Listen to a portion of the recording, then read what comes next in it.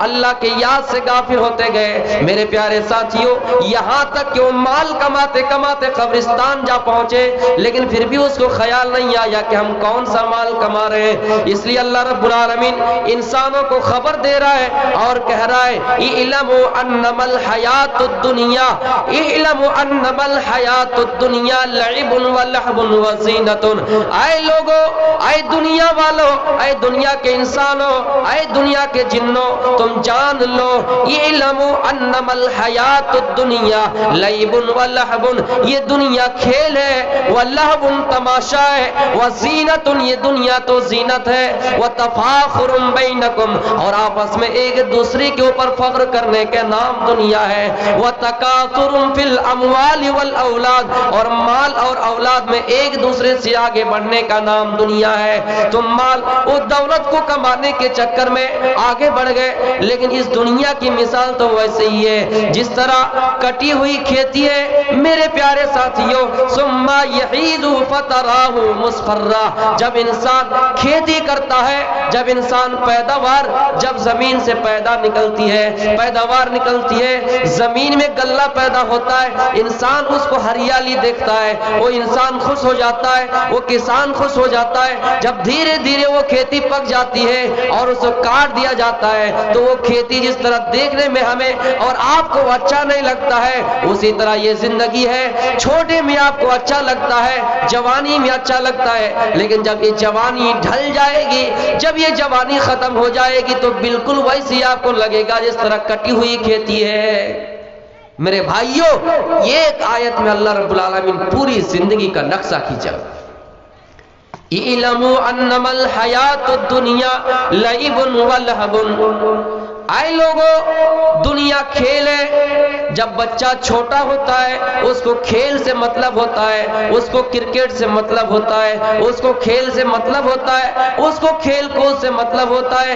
کھانا کھا لیا، کھیلنا شروع کر دیا، صبح ہوئی کھانا کھایا اور کھیلنے کے لیے میدان میں چلا گیا، نہ بیوی کے جھنجٹ میں پڑا، نہ بچوں کے جھنجٹ میں پڑا، نہ دنیا کے جاہو جلال کے جھنجٹ میں پڑا، نہ اس کو بیوی کا ٹینشن ہے، نہ بچوں کا ٹینشن ہے، نہ اس کو کوئی ذمہ داری ہے، نہ ان کے کندھے پر کوئی ذمہ داری ہے۔ میرے پیارے ساتھیوں، چھوٹے بچے میں بچپنا میں صرف اس کو کھیل سے مطلب ہوتا ہے، پھر وہ بچہ اور بڑا ہوتا ہے، آگے بڑھتا ہے، 10 سال کا ہوتا ہے، 15 سال کا ہوتا ہے، پھر اس بچے کو تماشا کرنا اچھا لگتا ہے، وہ ایک دوسرے سے ہنسی مذاق کرتا ہے، پھر اور بڑا ہوتا ہے، 15 سال کروس کر جاتا ہے، 20 سال کی عمر میں پہنچتا ہے، چاہے وہ لڑکا ہو یا لڑکی، اس کو میک اپ کرنے میں اچھا لگتا ہے، اس کو سج دھج کرنے میں اچھا لگتا ہے، اس کو سجنے میں اچھا لگتا ہے، اس کو بالوں کے اسٹائل کرنے میں اچھا لگتا ہے، اس کو میرے بھائیوں دنیا کی زینت پسند آ جاتا ہے۔ یہ 20 سال کی عمر میں جب پہنچتا ہے تو اس کو دنیا کی زینت پسند آتا ہے۔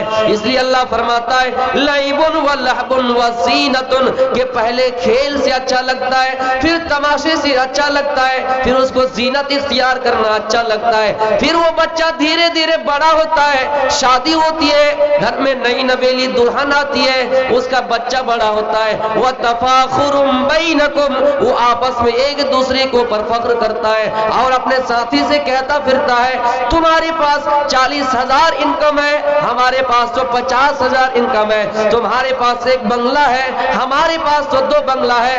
پھر وہ انسان اور آگے بڑھتا ہے، جوانی کی دہلیز کو ختم کرتے ہیں، بڑھاپے کی دہلیز کو پہنچتے ہیں، پھر وہ تکاثر فی الاموال والاولاد، تو مال میں ایک دوسرے سے آگے بڑھتا ہے، اپنے کنبے قبیلے میں ایک دوسرے سے آگے بڑھتا ہے۔ اللہ فرماتا ہے کمثل غیث، اے لوگوں دنیا کی زندگی اس بارش کے پانی کی طرح ہے، جب بارش ہوتی ہے، جب پانی زمین میں آتا ہے، جب پانی ہوتا ہے اور زمین سے پیداوار نکلتی ہے، زمین میں جو پہلا پیداوار نکلتی ہے میرے بھائیوں، لہلہاتی ہوئی کھیتی آپ کو دیکھیں گے، آپ کو اچھا لگے گا، لیکن وہ کھیتی دھیرے دھیرے پیلا ہوتی ہے اور پیلا ہونے کے بعد وہ کٹ جاتی ہے، آپ کو جیسے دیکھنے میں خراب لگے گا ویسی دنیا کی زندگی ہے۔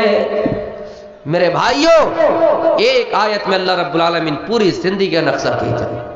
آپ غور سے دیکھیے، سب سے پہلے بچہ کو کھیل سے مطلب ہوتا ہے، اس لیے اللہ رب العالمین لعبن کہا، اس کے بعد وہ لہبن تماشا اچھا لگتا ہے، وہ زینتن پھر اس کو سجنا دھورنا اچھا لگتا ہے۔ آپ دیکھیے گا جب 15 سے اوپر کا کوئی لڑکا ہو جائے، کوئی لڑکی ہو جائے، تو اس کو لگتا ہے کہ ہم میک اپ کریں، خوبصورت ہو جائے، بالوں کے الگ الگ اسٹائل بنائے۔ میرے بھائیوں، یہ اس کو زینت اختیار کرنا اچھا لگتا ہے۔ پھر بڑا ہوتا ہے تو ایک دوسرے کے اوپر فخر کرتے پھرتا ہے۔ یہاں پر تکاثر کا استعمال کیا جو میرے موضوع سے ٹچ کھایا۔ الہاکم التکاثر، اے لوگو، اے دنیا والو، اے میرے بندو، تم کو زیادتی کی چاہت نے غافل کر دیا اور تم قبرستان جا پہنچے، تمہیں قبر میں رکھ دیا گیا، تمہیں زیادتی کی چاہت نے غافل کر دیا۔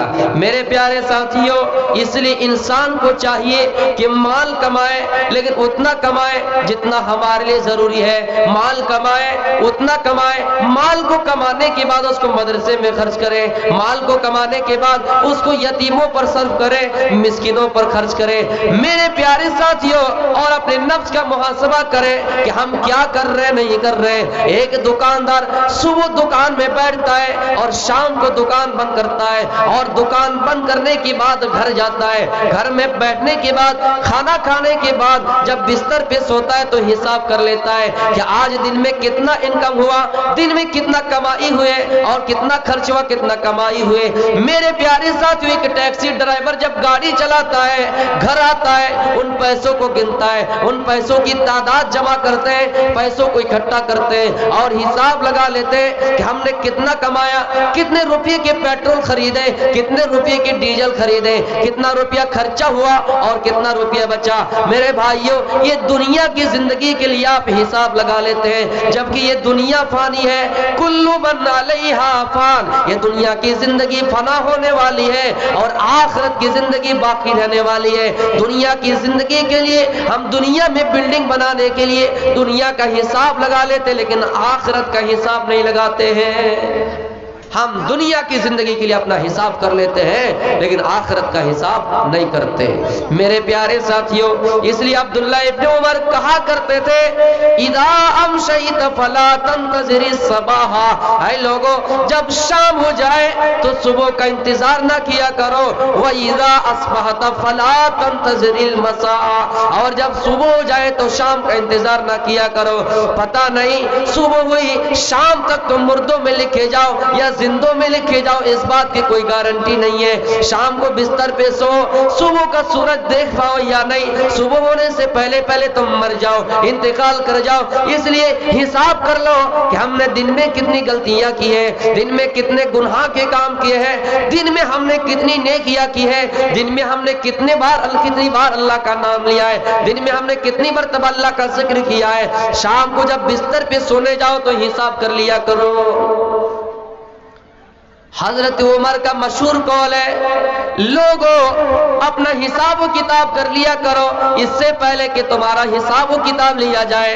اپنے نیکیوں کو، اپنے گناہوں کو پلڑے میں تول لو، ترازو میں رکھ لو، میزان میں رکھ لو، اپنا محاسبہ کر لو اس سے پہلے کہ تمہارا حساب و کتاب ہو اور تمہاری نیکیاں تولی جائے، تمہارے گناہ کو تولے جائے۔ اس لیے تم دنیا میں حساب لگا لو کہ ہم جنتی ہی یا جہنمی۔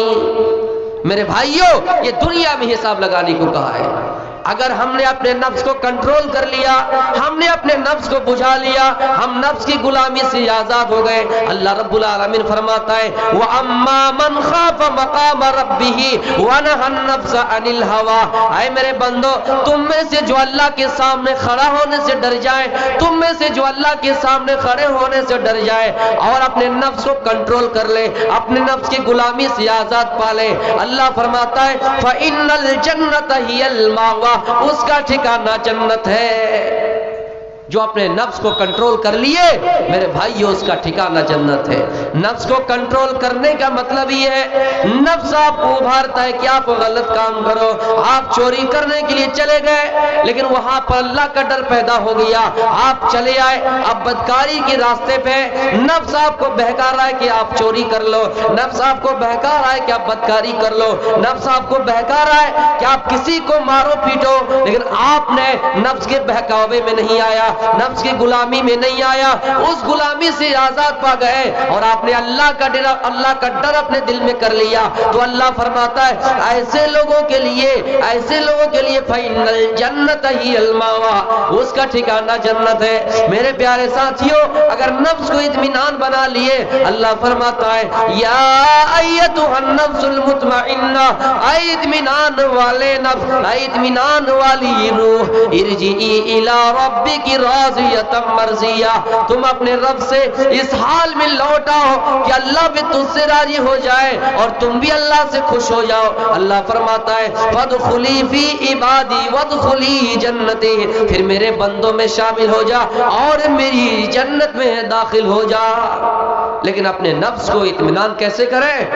نفس آپ کو کہے کہ چلو من چاہتا ہے کہ ناچ گانا کی محفل میں چلے جاؤ، من چاہتا ہے کہ یہ جلسہ ہو رہا ہے، یہ تو جلسہ اپنے پیٹ کے لیے کر رہا ہے۔ نفس آپ کو غلط باتیں بتائیں گے، آپ کے ذہن میں طرح طرح کے خیالات ڈالیں گے، لیکن آپ ان غلامی سے آزاد پا کر اگر اچھے راستے کو اپنا لیے، ان غلامی سے آزاد پا گئے، تو اللہ فرماتا ہے اس نفس سے کہا جائے گا کہ تم میرے بندوں میں شامل ہو جا اور میری جنت میں داخل ہو جا۔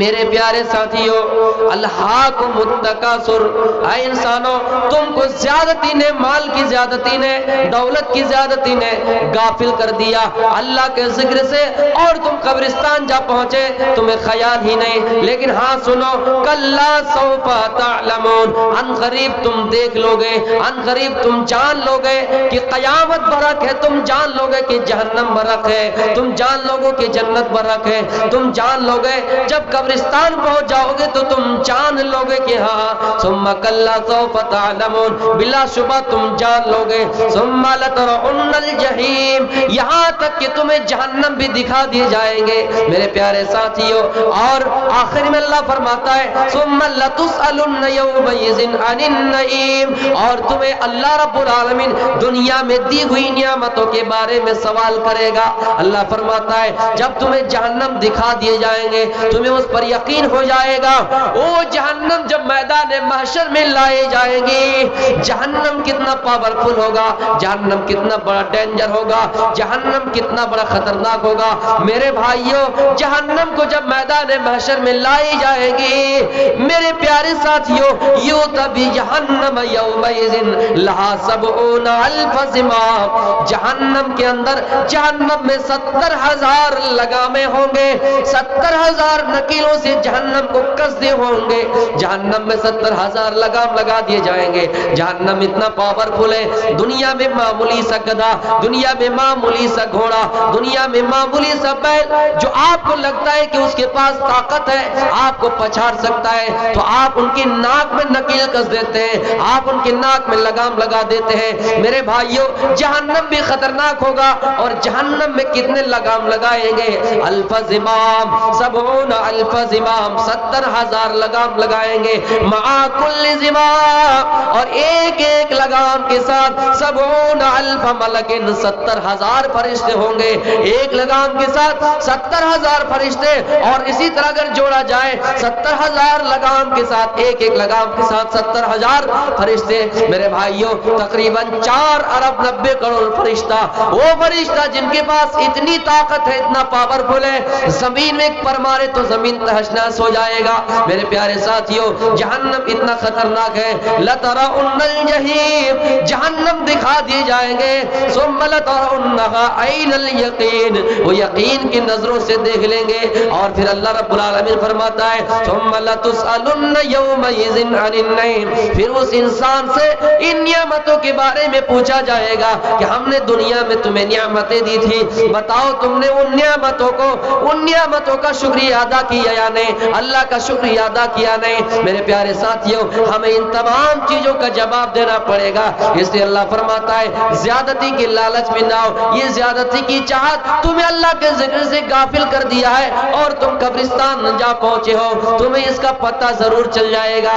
میرے پیارے ساتھیوں، دنیا میں انسان جب تک زندہ ہے یہ سمجھتا ہے کہ یہ میرا مال ہے، یہ سمجھتا ہے کہ یہ میری اولاد ہے، یہ سمجھتا ہے کہ یہ میرے پراپرٹی ہے، لیکن نہیں نہیں، اللہ فرماتا ہے یقول ابن آدم مالی مالی، ابن آدم کہتا ہے، انسان کہتا ہے میرا مال میرا مال، یہ فلاں بلڈنگ میری ہے، یہ فلاں جائیداد میری ہے، یہ زمین میری ہے، یہ بنگلہ میرا ہے، یہ تہاں جتنے بھی چیزیں ہیں اکثر و بیشتر چیزیں ہماری ہیں۔ اللہ فرماتا ہے، ابن آدم کہتا ہے مال مال، اللہ کے نبی نے فرمایا اے لوگو مال تمہارا وہ ہے، ما اکلتا جو تم نے کھا لیا وہی تمہارا مال ہے، اور جو تم نے مال ابیزتا جو تم نے پہن لیا وہ تمہارا مال ہے، اور جو تم نے صدقہ کر دیا اللہ کے راستے میں دے دیا، یتیموں پر لٹا دیے، جو تم نے اچھائی کی راہ میں دے دیے وہی تمہارا مال ہے۔ باقی دنیا میں جتنی چیزیں آپ چھوڑ کے جائیں گے وہ آپ کا مال نہیں ہے، آپ مر جائیں گے آپ کی اولاد اس مال پر قبضہ کر لیں گے، آپ کی اولاد اس پر قابض ہو جائیں گے۔ میرے پیارے ساتھیوں، جب آپ مر جائیں گے، بیٹا اپنے باپ سے محبت کرتا تھا لیکن اس بیٹے کو بھی یہ احساس نہیں ہوگا، وہ بیٹے کے من میں خیال نہیں آئے گا، یہ نہیں سوچے گا کہ میرے ابو کی ناش ہے، یہ میرے ابو کی لاش ہے، ان کو گھر میں رکھا جائے، ڈیڈ باڈی کو میرے بھائیوں 24 گھنٹے تک رکھنے کے لیے وہ گوارا نہیں کرے گا۔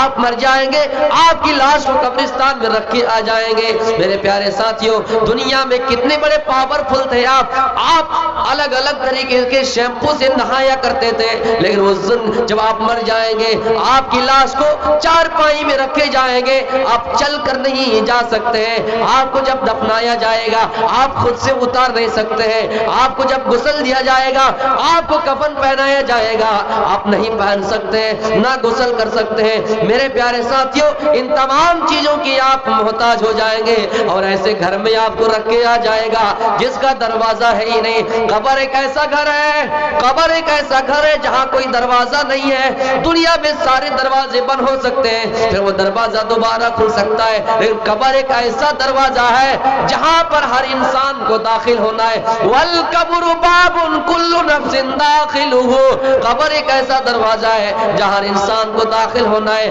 الہاکم التکاثر، انسان کو زیادتی کی لالچ نے، زیادتی کی چاہت نے غافل کر دیا، اور وہ انسان قبرستان جا پہنچے، جب تک زندہ ہے وہ یہ نہیں سوچتا ہے کہ ہمیں مرنا ہے، ہمیں قبر میں جانا ہے، ہمیں قبرستان میں رکھ کے آئے گا، نہیں نہیں، وہ نہیں سوچتا ہے مال ہو اور مال ہو، اولاد ہو، پراپرٹی ہو، جائیداد ہو۔ میرے پیارے ساتھیوں، مال مال کرتے جا رہے ہیں، اور اللہ فرماتا ہے تم قبرستان جا پہنچو گے پھر بھی تمہیں خیال نہیں آئے گا۔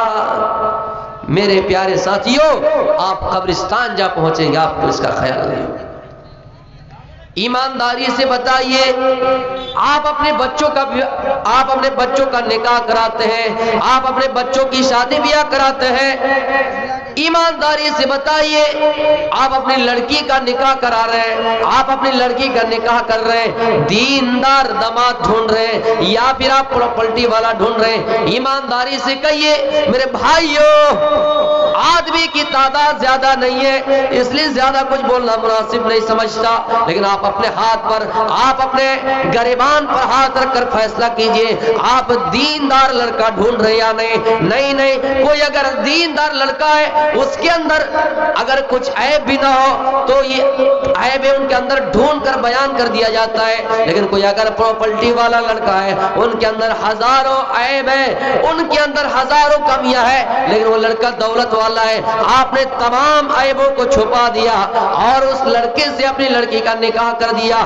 لیکن اگر کوئی دیندار لڑکا ہے ان کے پاس کوئی نہ مال ہے، نہ کوئی دولت ہے، نہ جاہو جلال ہے، آپ نے اس لڑکے کو ٹھکرا دیا اس لیے کہ وہ لڑکا دیندار ہے، ان کے پاس مال نہیں ہے۔ میرے پیارے ساتھیوں، اور لڑکی، آپ لڑکی کا نکاح کر رہے ہیں تو لڑکا آپ مالدار ڈھونڈ رہے ہیں، یقین جانیے آپ لڑکی بھی ڈھونڈ رہے ہیں، بہو بھی ڈھونڈ رہے ہیں، اپنے بچوں کا بھی نکاح کرا رہے ہیں، تو آپ یقین سے میں کہہ رہا ہوں کہ آپ کو اللہ کہہ رہا ہوں کہ آپ دیندار لڑکی نہیں مالدار لڑکی ڈھونڈ رہے ہیں۔ میرے پیارے ساتھیوں، حدیث میں کلیئر ہے کہ الدنیا کلھا متاع وخیر متاع الدنیا المرأۃ الصالحہ. اے لوگو یہ دنیا جو دیکھ رہے ہو یہ دنیا کی تمام چیزیں کلھا یہ دنیا کی تمام چیزیں متاع ہے. وخیر متاع الدنیا المرأۃ الصالحہ اور یہ دنیا کی بہترین سامان ہے اور دنیا کی بہترین سامان نیک عورت ہے نیک بیوی ہے. میرے بھائیوں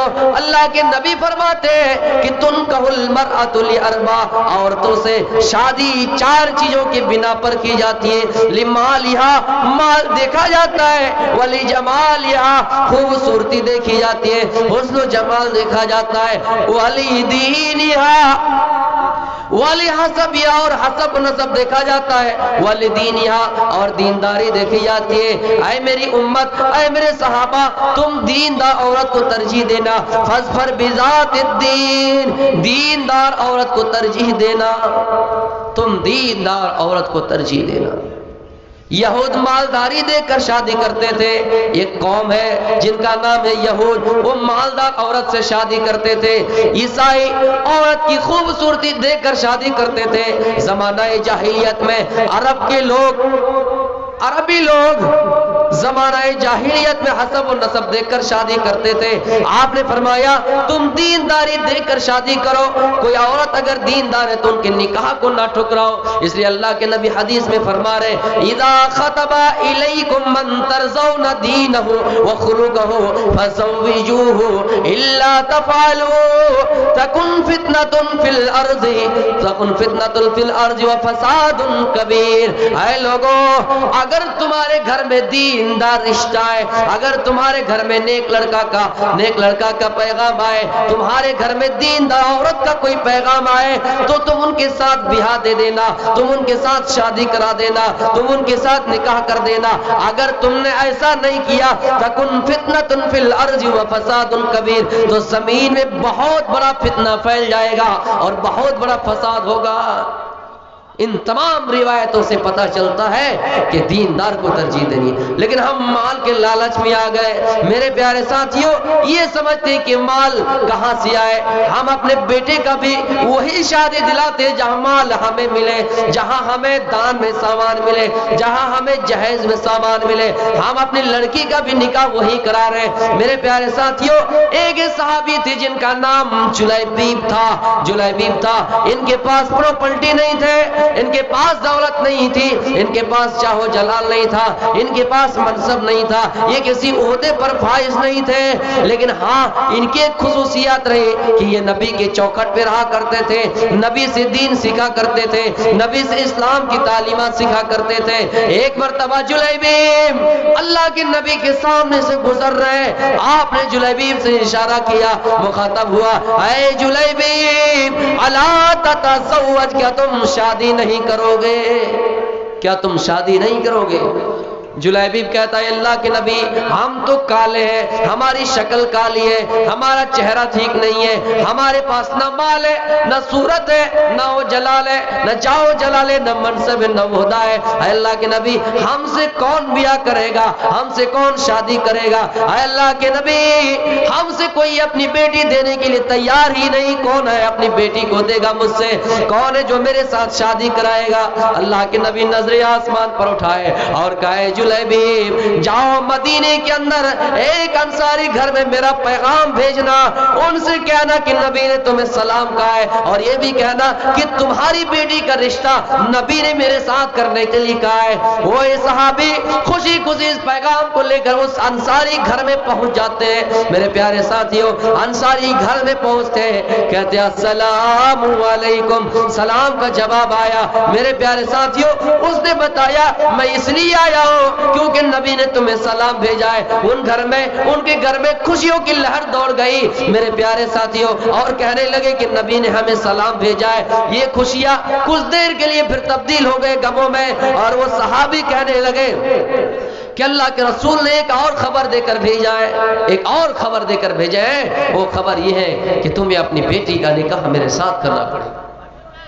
وہ صحابی وہ انصاری کہنے لگے اے جلیبیب اپنے من ہی من میں کہنے لگے جلیبیب تم تو کالے ہو, تمہاری شکل کالی ہے, نہ تمہارے پاس مال ہے نہ تمہارے پاس دولت ہے, اور ہماری بیٹی تو ایک لوتی ہے, ہمارے بیٹی کا نکاح اچھے اچھے گھروں سے آ رہا ہے, شادی اچھے اچھے گھروں سے آ رہے ہیں, ہم اپنی بیٹی کا نکاح اسی گھر میں کریں گے جہاں ہماری بیٹی سکھ کے ساتھ چین کے ساتھ زندگی گزار سکے. نہیں کرایا. تھوڑی دیر کے لیے اپنے من میں سوچا کہ نہیں دیں گے شادی, لیکن پھر بھی کہا کہ ہم اپنی اہلیات سے مشورہ لیتے ہیں. وہ اپنی بیوی کے پاس گیا اور بیوی سے کہا اے محترمہ اللہ کے نبی نے پیغام بھیجا ہے کہ جلیبیب سے میری بیٹی کا نکاح کراؤ. اہلیہ نے بھی کہا میں جلیبیب کو جانتی ہوں, وہ شکل سے کالے, نہ ان کے پاس مال ہے نہ دولت ہے, ہم اپنی ایک لوتی بیٹی کا نکاح ان کے ساتھ کیسے کرائیں. تیار نہیں ہو رہے تھے. لیکن ان تمام باتوں کو ان کی بیٹی گھر کے پردے کے پیچھے سے سن رہی تھی, پردے کے پیچھے سے سن رہی تھی. وہ باہر آئے, اپنے والدین کی گفتگو سن لیے اور اپنے والدین سے کہنے لگے او میرے گارجین, او میرے سرپرست, اگر نبی نے یہ فیصلہ کیا ہے, اگر نبی چاہتے ہیں کہ میرا نکاح جلیبیب سے ہو جائے تو آپ لوگ کون ہوتے ہیں نبی کے حکم کو ٹالنے والے. او میری ماں بہنوں, اسلام کی تعلیمات کو تھوڑی دیر کے لیے سن لو اور اپنے دل و دماغ میں بٹھا لو. اس عورت نے جواب دیا, اس لڑکی نے جواب دیا اے میرے گارجین, اے میرے سرپرست, اگر نبی نے یہ فیصلہ کر لیا ہے, اگر نبی کا یہ حکم ہے تو میں ان کے ساتھ نکاح کرنے کے لیے تیار ہوں. میرے پیارے ساتھیوں, شادی کرنے کے لیے تیار ہو گئے. وہ جلیبیب اپنے گھر آ جاتے ہیں اور کچھ ہی دنوں کے بعد, کچھ ہی دیر کے بعد ان کے گھر سے یہ پیغام لے کر نبی اکرم کے پاس پہنچتے ہیں. اللہ کے نبی میری بیٹی تیار ہو گئی ہے, میری بیٹی کالے انسان سے شادی کرنے کے لیے تیار ہو گئے, اس لیے کہ وہ اے نبی آپ کا فرمان تھا, اے نبی وہ آپ کا حکم تھا, اور آپ کا حکم میری بیٹی کی آنکھوں سر آنکھوں پر ہے, آپ کا حکم میری بیٹی کے سر آنکھوں پر ہے, میری بیٹی آپ کے فیصلے سے تیار ہے. میرے پیارے ساتھیوں, پھر آپ نے برکت کی دعائیں دی. اے اللہ ان دونوں میں جب شادی ہو گئی, اے اللہ ان دونوں میں اتنی برکت عطا فرما, اتنی برکت عطا فرما کہ مدینے میں سب سے زیادہ یہ امیر بن جائے. انصاری عورتوں نے یہاں تک لکھ ڈالا کہ انصاری عورتوں میں گھر بس گیا اور سب سے زیادہ ان کا گھر خرچیلا بن گیا. تو میرے پیارے ساتھیوں, دیندار کو ترجیح دینا ہے, مال کے لالچ میں نہیں آنا ہے. ہم دوسروں کے مال کے لالچ میں آ کر کیا کریں؟ کچھ لوگوں نے یہ رسم بنا لیا, کچھ لوگوں نے یہ طریقہ بنا لیا کہ اللہ کے نبی نے اپنی لاڈلی بیٹی فاطمہ کو جہیز دیا تو ہم بھی اپنی بیٹی کو جہیز دیں گے. علماء لکھتے ہیں اگر شادی کے موقع پر اپنی بیٹی کو کوئی خوشیاں نہ کچھ دے تو جائز ہے, لیکن یہ رسم بنانا اس لیے ناجائز ہے کیونکہ یہ میرے بھائیوں معمول بن جاتا ہے, دستور بن جاتا ہے. اس لیے میرے پیارے ساتھیوں, کوئی غریب گھرانے کی لڑکی ہے, وہ بیچارہ انتظام نہیں کر پاتا ہے, تو ان کی شادی, ان لڑکی کی شادی وہ اپنے بیٹی کی شادی نہیں کرا پاتے ہیں, اور جہیز کی وجہ سے فتنہ پھیل رہا ہے, جہیز کی وجہ سے کتنی لڑکیاں مارے جا رہے ہیں. اللہ کے نبی نے جو فاطمہ کو دیا تھا شادی کے موقع پر وہ جہیز نہیں, وہ اس لیے دیے تھے کہ حضرت علی کی گرفتاری ہو جائے, حضرت علی کا گھر بس جائے, حضرت علی کی گھر گرستی ہو جائے. حضرت علی کی حالت دیکھ کر آپ نے وہ مال دیا تھا, آپ نے تکیہ دیا تھا, آپ نے ایک چادر دی تھی, آپ نے میرے بھائیوں مٹی کی گھڑا دیا تھا, آپ نے کچھ برتن دیے تھے, آپ کو لکھتے کہ آپ نے ایک چارپائی بھی دیے تھے. لیکن یہ جہیز نہیں, یہ آپ نے حضرت علی کی تنگ دستی اور حضرت علی کا گھر کی حالت دے کر, حضرت علی کی مالی حالت دے کر آپ نے دیا تھا. میرے پیارے ساتھیوں, حضرت علی کی حالت دے کر آپ نے یہ دیا تھا. اے مسلمانوں, آپ اس چیز کو معمول نہ بنا لینا. آپ جب معمول بنائیں گے غریب گھروں کی لڑکیوں کی شادی نہیں ہوگی, اور جب یہ معمول بن جائے گا تو میرے پیارے ساتھیوں تانا سننا پڑے گا جو نہیں دے گا, اور زندگی بھر تانا سنتے رہیں گے.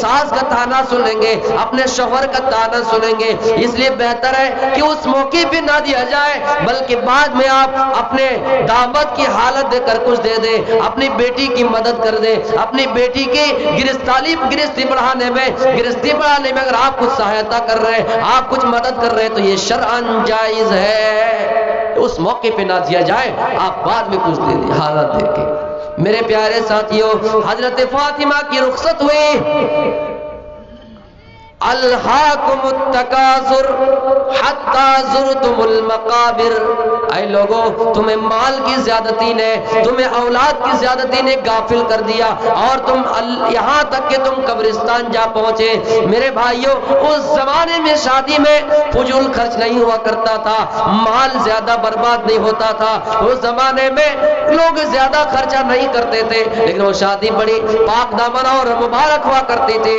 میرے پیارے ساتھیوں، اور اللہ کے نبی فرماتے ہیں جب حضرت فاطمہ کی رخصت ہوئی، حضرت فاطمہ اپنے ہاتھوں سے کام کر رہے ہیں، حضرت فاطمہ اپنے گھر کا کام کر رہی ہے، گھر کے کام میں ہاتھ بٹا رہی ہے، ہر کے کام میں ہاتھ بٹا رہی ہے، چکی پیس رہی ہے، آٹا گوندھ رہی ہے۔ میرے بھائیوں، یہ مدرسہ چل رہا ہے، یہاں سیمانچل میں جتنے بھی مدرسے چل رہے ہیں چندہ سے چل رہے ہیں۔ میں یہ بتانا چاہتا ہوں کہ اس دور میں چندہ سے بھی مدرسہ چل رہا تھا یا نہیں۔ حضرت فاطمہ اپنے ہاتھوں سے کام کر رہی ہے۔ سنا ہے کہ اللہ کے نبی کے پاس کچھ غلام آئے ہیں، کچھ خادم آئے ہیں، کچھ نوکر آئے ہیں، کچھ لونڈی آئی ہے، کچھ باندی آئی ہے۔ حضرت فاطمہ نے حضرت فاطمہ رضی اللہ تعالیٰ عنہ دوڑے دوڑے اپنے گھر گئے، اپنے گھر گئے تو ابو سے ملاقات نہیں ہو سکی، اماں عائشہ سے ملاقات ہوئی۔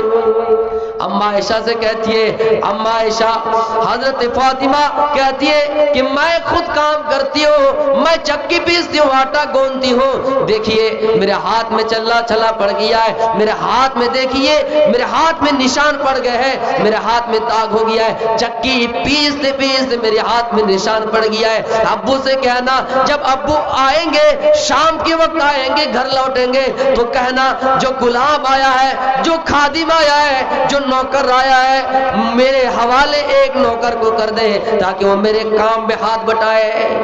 یہ کہہ کر حضرت فاطمہ ان کے گھر سے آ گیا۔ میرے پیارے ساتھیوں، نبی شام کو گھر آتے ہیں، اماں عائشہ نے بتایا حضرت فاطمہ میرے گھر آئی، حضرت فاطمہ گھر آئی تھی اور آپ سے کہ غلام کا مطالبہ کیا، کام کرتے کرتے چکی پیستے پیستے آٹا گوندتے گوندتے ان کے ہاتھ میں چلا پڑ گیا ہے، ان کے ہاتھ میں نشان پڑ گیا ہے۔ میرے پیارے ساتھیوں، آپ نے جب حضرت عائشہ نے اللہ کے رسول سے کہا تو اللہ کے نبی دوڑے دوڑے حضرت علی کے گھر گئے، فاطمہ کے گھر گئے، حضرت علی بھی موجود ہے اور فاطمہ رضی اللہ تعالیٰ عنہ بھی موجود ہے۔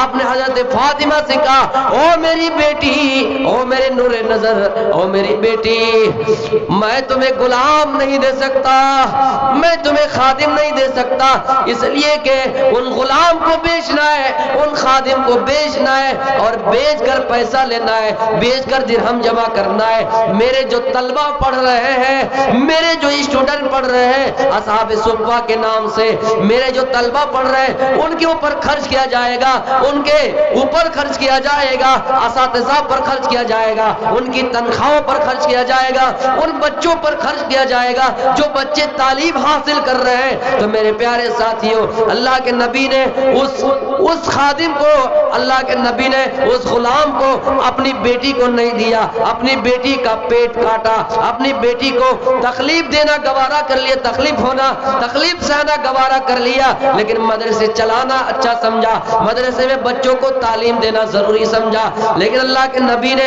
اسی موقع پر حضرت فاطمہ رضی اللہ تعالیٰ عنہا سے کہا، او میری بیٹی، میں تمہیں غلام نہیں دے سکتا اس لیے کہ یہ ضرورت کی چیز ہے، لیکن ہاں اس سے بہتر چیز تمہیں ایک چیز بتا رہا ہوں۔ کیا میں تمہیں اس سے بہتر چیز نہ بتاؤں؟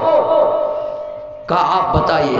آپ نے کہا، او میری بیٹی، جب آپ بستر پہ سونے آؤ، مسلمانوں سب سے اپیل ہے، جب آپ بستر پہ سونے آؤ، او میری بیٹی، جب آپ بستر پہ سونے آؤ تو 33 بار سبحان اللہ کہہ لیا کرو، 33 بار الحمدللہ کہہ لیا کرو اور 34 بار اللہ اکبر کہہ لیا کرو۔ جب بستر پہ سونے آؤ تو تو 33 بار سبحان اللہ اور 33 بار الحمدللہ اور 34 بار اللہ اکبر پڑھ لیا کرو۔ جب تم ایسا کرو گے، بستر پہ سونے آؤ گے اور ایسی دعا پڑھ کے سو گے تو تمہاری ساری تھکاوٹیں دور ہو جائیں گی۔ جو تم کام کر رہے ہو، جن سے تھکان پیدا ہو رہے ہیں، جن سے تھکاوٹ آ رہی ہے، وہ تھکان دور ہو جائیں گے۔ تمہیں غلام کی ضرورت نہیں ہے، تمہیں خادم کی ضرورت نہیں ہے، تمہیں نوکرانے کی ضرورت نہیں ہے، تمہیں باندی کی ضرورت نہیں ہے۔ تم میرے پیارے ساتھیوں، حضرت فاطمہ کا پیٹ آپ نے نہیں دیکھا، حضرت فاطمہ کا پیٹ نہیں دیکھا، بلکہ مدرسے چلانا گوارا کیا، بچوں پر خرچ کرنا گوارا کیا۔ تو میرے پیارے ساتھیوں، تھکاوٹ دور کرنے کے لیے دعا ہمارے لیے اور آپ کے لیے ضروری ہے۔ کوئی غلام کی ضرورت نہیں، کوئی نوکر کی ضرورت نہیں ہے۔ انشاءاللہ یہ دعا پڑھیں گے، اپنا معمول بنائیں گے، 2 سے 3 منٹ کا ٹائم بھی نہیں لگے گا اس دعا کو سیکھنے میں۔ میرے پیارے ساتھیوں، یہ دعا سیکھ لیں گے تو آپ کو غلام کی ضرورت نہیں پڑیں گے، آپ کو مالک، آپ کو نوکر کی ضرورت نہیں پڑیں گے۔ یہ تربیت اللہ کے نبی اپنی بیٹی کو دے رہے ہیں اور سکھا رہے ہیں، او میری بیٹی یہ دعا پڑھا کرو، الہاکم التکاثر حتی زرتم المقابر۔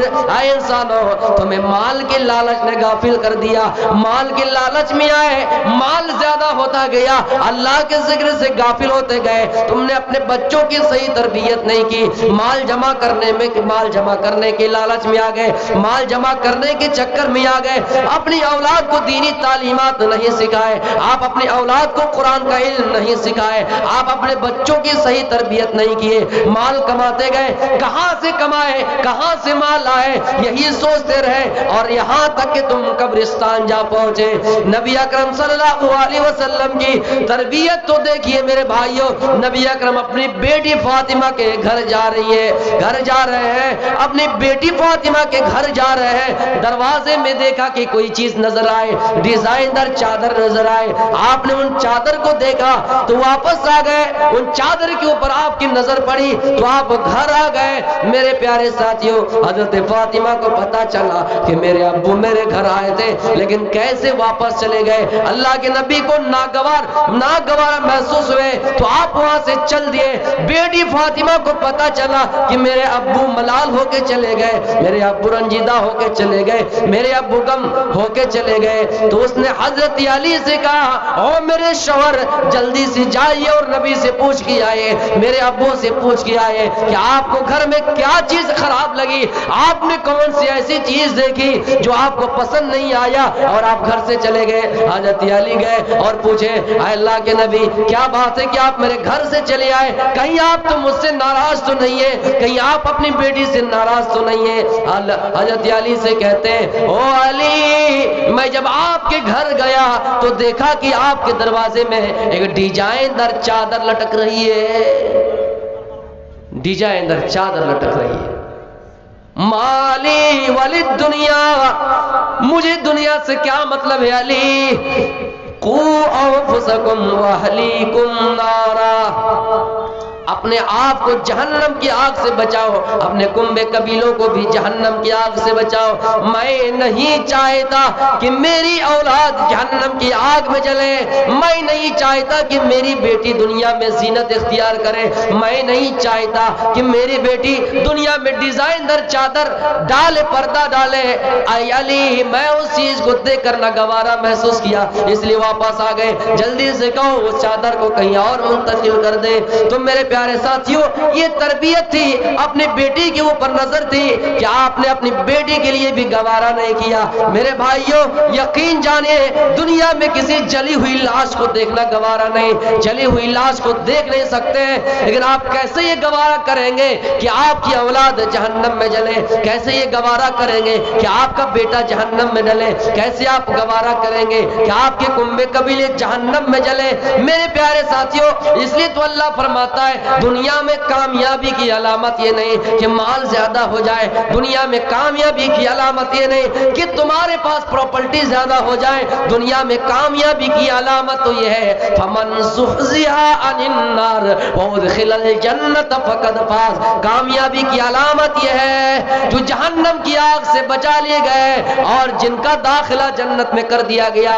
میرے پیارے ساتھیوں، وما الحیات الدنیا الا متاع الغرور، اور اور اے لوگوں دنیا کو کامیاب سمجھنے والوں، دنیا کی زندگی کو بہتر سمجھنے والوں، یہ دنیا تو بڑی دھوکے باز ہے۔ میرے پیارے ساتھیوں، آپ نے یہاں فرمایا کہ کامیاب ہو گئے وہ انسان جو جہنم کے آگ سے بچ گئے اور جن کا داخلہ جنت میں ہو گیا۔ اللہ فرماتا ہے کامیابی کی پہچان یہ ہے قد افلح المؤمنون، کامیاب ہو گئے وہ لوگ جنہوں نے اپنی زندگی کو پاک کر لیا۔ قد افلح من تزکا، یا پھر فرمایا قد افلح من زکاہا، کامیاب وہ ہو گئے، کامیاب ہو گئے وہ انسان جنہوں نے اپنے نفس کو پاک کر لیا، جنہوں نے اپنی زندگی کو پاک کر لیا۔ کیا کھا رہا ہے؟ نہیں کھا رہا ہے، اس نے حلال اور حرام کو سمجھ لیا اور حلال کو اپنا لیا، حرام کو چھوڑ دیا۔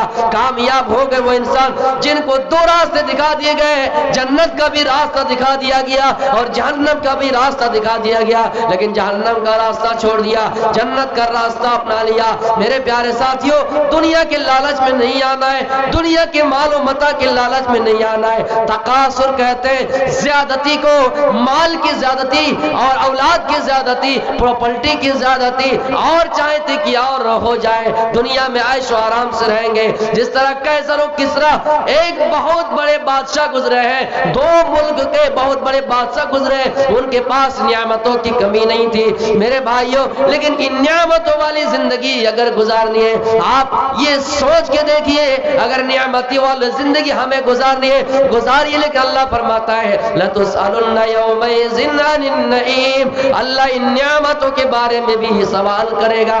دنیا میں آپ خوبصورت ہیں، ان نعمت کے بارے میں بھی پوچھے گا، دنیا میں آپ مالدار ہیں، ان نعمتوں کے بارے میں بھی پوچھے گا، دنیا میں آپ کسی عہدے پر فائز ہیں، آپ ایم ایل ایم پی ہیں، ان نعمتوں کے بارے میں پوچھے گا۔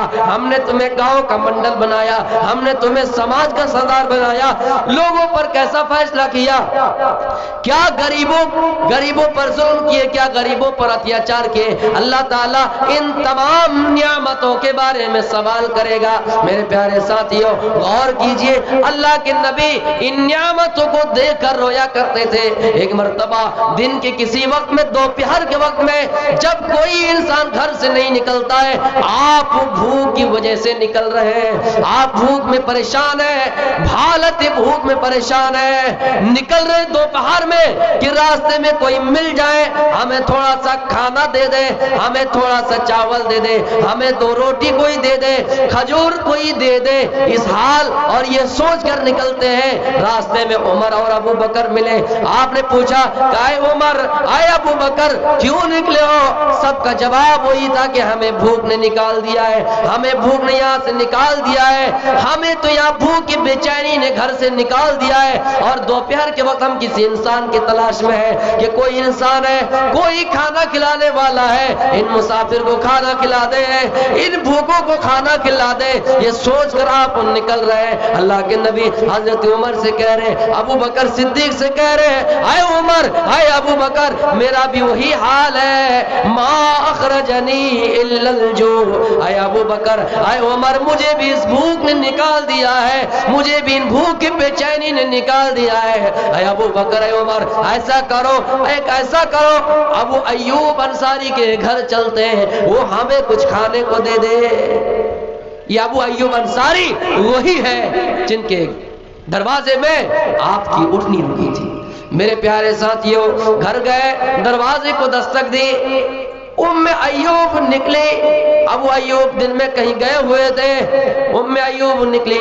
میرے پیارے ساتھیوں آپ نے کچھ کھجوریں دی، ابو ایوب آئے، سلام کلام کیا کہ تین ہستی آج ہمارے گھر میں آئے، مرحبا کہا گیا، خوش آمدید، ویلکم، سواگت ہو، بڑے خوش ہیں آج کہ ہمارے گھر میں 3 معزز مہمان آئے ہیں۔ میرے پیارے ساتھیوں ہم اور آپ مہمان کو دیکھ کر منہ چڑھایا کرتے ہیں، لیکن ایسا دور تھا میرے پیارے ساتھیوں، آج بھی ویسے لوگ زندہ ہیں، لیکن ہمیں آٹے میں نمک کے برابر مل رہے ہیں۔ میرے پیارے ساتھیوں ابو ایوب نے خوشی کا اظہار کرتے ہوئے کہا اور کھجور لا کر دی، آپ ان کھجوروں کو کھا رہے، اور پھر ایک بکری لائی گئی اور اس بکری کو ذبح کرنے کی بات کہی گئی۔ गई तो आपने फरमाया आय अबू अय्यूब क्या ये बकरी दूध देने वाली है? कहा नहीं नहीं। कहा अगर ये दूध देने वाली है इसको ज़िबा न करो, इसको ज़िबा न करो, हम कुछ और खा लेंगे, कुछ पानी पी लेंगे और कुछ खजूरें खा लेंगे, थोड़ा सा पानी पी लेंगे, खजूर खा लेंगे, लेकिन दूध देने वाली बकरी को हम, दूध देने वाली बकरी का गोश्त नहीं खाएंगे। ये दूध देगी, तुम्हारे बच्चों के ऊपर काम आएगा, ये तुम्हारे परिवार खाएंगे, इनसे पैसे होंगे, इनसे दिरहम होंगे, तुम्हारा घर चलेगा। मेरे प्यारे साथियों, हम होते, आप होते हैं, ये चाहते कि बकरी जल्दी से ज़िबा करो, खा लेंगे। मेरे प्यारे साथियों, अबू अय्यूब कहते हैं अपनी बीवी से, ओ मेरी बीवी तुम जल्दी से आटा गूंदो, मैं गोश्त बना रहा हूं। आटा गूंदा और रोटी बनाए, गोश्त पक के तैयार अल्लाह के नबी के सामने रखा गया, खाना रखा गया, गोश्त का शोरबा है, गोश्त की बोटी है और रोटी भी है। आप इन नियामतों को देख रहे और खा नहीं रहे। सामने गोश्त रखा हुआ है और रोटी रखी हुई है, आप देख रहे खा नहीं रहे। अबू बकर और उमर कह रहे हैं कि अल्लाह के नबी आपको क्या हो गया है? हम भूख की वजह से परेशान हो के आए, जल्दी से खाइए। आपने कहा या अबू बकर, आए उमर, लतुसलुन्न यौमइज़िन अनिन नईम। आए अबू बकर, यही वो नियामतें हैं जिनके बारे में अल्लाह रब्बुल आलमीन क़यामत के दिन सवाल करेगा। आए अबू बकर, हम थोड़ी देर पहले न प्यास बुझाने के लिए हमें पानी मिल रहा था, न पेट को आसूदा करने के लिए हमें खाना मिल रहा था। आए अबू बकर, आए उमर, हम कितना खुशकिस्मत है कि हमें खाना भी मिल रहा है, हमें पानी भी मिल रहा है। आए अबू बकर, यही वो नियामतें हैं। अल्लाह रब्बुल आलमीन इन नियामतों के बारे में लतुसअलुन्ना अन हाज़न नईम यौमल क़ियामा, क़यामत के दिन सवाल करेगा। मेरे प्यारे साथियों, गौर कीजिए, भूखे प्यासे हैं और भूख की वजह से घर से निकले हैं, भूख की बेचैनी ने घर से निकाल दिया है। दोपहर का वक्त है, आप निकल चुके हैं, खाना आपके सामने रखा गया है, लेकिन उन खाना को देखकर भी अल्लाह को याद कर रहे हैं, खाना को देखकर भी अल्लाह की नियामतों को याद कर रहे हैं, इन नियामतों को देखकर शुक्रिया अदा कर रहे हैं और कह रहे हैं ऐ अबू बकर लतुसअलुन्ना यौमइज़िन अनिन नईम। इन नियामतों के बारे में अल्लाह रब्बुल आलमीन क़यामत के दिन सवाल करेगा। मेरे प्यारे साथियों, गौर कीजिए, हमारी जिंदगी पूरी भरी पड़ी है, हम कितना अच्छा खाना खाते हैं, हमारी जिंदगी में कितने अच्छे फल फ्रूट है, हमारी जिंदगी में कितने अच्छे खाना मिल रहे हैं, लेकिन हम फिर भी अल्लाह का शुक्रिया अदा नहीं करते हैं, फिर भी अल्लाह का जिक्र नहीं करते हैं, फिर भी अल्लाह की तस्बीह बयान नहीं करते हैं। कितने ऐसे लोग हैं जो सुबह से लेकर शाम तक अल्लाह का एक बार भी नाम नहीं लिया होगा। मेरे भाइयों, गौर कीजिए, अपनी जिंदगी में झांक कर देखिए। मेरे प्यारे साथियों, अल्हाकुमुत तकासुर, यही वजह है कि हम दौलत कमाने के चक्कर में पड़ गए, हम माल कमाने के चक्कर में पड़ गए, हम दौलत और माल जमा करने के लालच में आकर दुनिया के चक्कर में पड़ गए और आखिरत को भूल गए। लेकिन हमारा ठिकाना तो ये हत्ता ज़ुरतुमुल मकाबिर, कि हम कब्रिस्तान जा पहुंचे। कुछ औरतों भी नाशुक्री करती है और अपने शौहर के ऊपर जुल्म करती है, अपने शौहर के ऊपर प्रेशर डालती है, अपने शौहर के ऊपर दबाव डालती है और कहती है तुम कहीं से भी लाओ। शौहर का इनका उतना नहीं कि बीवी की हर ख्वाहिश पूरी कर सके, लेकिन वो औरत जिद्दी है, अपने शौहर से कहती है वो मेरे शौहर, मैं मानूंगी नहीं, मैं तुम्हारा कुछ नहीं सुनने वाली हूँ, तुम कहीं से भी लाओ, चोरी करके लाओ, डकैती डाल के लाओ, झीना झपटी करके लाओ, तुम कहीं से भी लाओ, लेकिन लाओ, हमें तो ये चाहिए, हमें तो वो चाहिए। ये औरत तो बिना शुक्री करती है मेरे प्यारे साथियों, और वो औरत अपने शौहर को गलत रास्ते पर ले जाने में, गलत रास्ते पर जाने पे मजबूर कर देती है। मेरे प्यारे साथियों, ये औरत है, ख्याल आ सकता है। आपको एक वाकया बताते चलो, नबी अकरम सल्लल्लाहु अलैहि वसल्लम की बीवियों के दिल में भी यही ख्वाहिश जाहिर हुई। दरअसल वो भी औरतें ही हैं, نبی اکرم کی بیوی نے دیکھا مسلمان جنگی حالت میں فتوحات حاصل کیے ہیں، جیت گئے، مال میں اضافہ ہو رہا ہے، انصار اور مہاجرین کی عورتوں میں مال زیادہ ہونے لگا ہے، عیش و عشرت میں بڑھوتری آ گئے ہیں، مال زیادہ کما رہے ہیں، اچھا خاصا کھا رہے ہیں، اچھا خاصا پہن رہے ہیں۔ جب ان نعمتوں کو دیکھا، ان عیش و عشرت کو دیکھا، تو نبی کی بیویوں نے بھی اللہ کے نبی سے مطالبہ کر دیا کہ ہماری آمدنی میں بھی کچھ اضافہ ہونا چاہیے۔ ہم 6 مہینہ میں کپڑا پہنتے تھے، ہمیں 4 مہینہ میں کپڑا چاہیے، 4 مہینے میں کپڑا چینج کرتے تھے، ہمیں 2 مہینے میں چاہیے۔ ہم دن میں 1 مرتبہ مچھلی کھاتے تھے، دن میں ہم 1 مرتبہ گوشت کھاتے تھے، ہمیں 2 مرتبہ چاہیے، نان نفقہ میں اضافہ ہونا چاہیے۔ نبی کی بیویوں نے نبی کے اوپر مطالبہ کر دیا۔ میرے پیارے ساتھیوں، نبی اکرم صلی اللہ علیہ وسلم سنجیدگی پسند آدمی تھے، نبی اکرم صلی اللہ علیہ وسلم اس کا انتظام نہیں کر سکتے تھے۔ آپ مایوس ہو گئے، بیویوں سے علیحدگی اختیار کر لیے، بیویوں کو چھوڑ دیے۔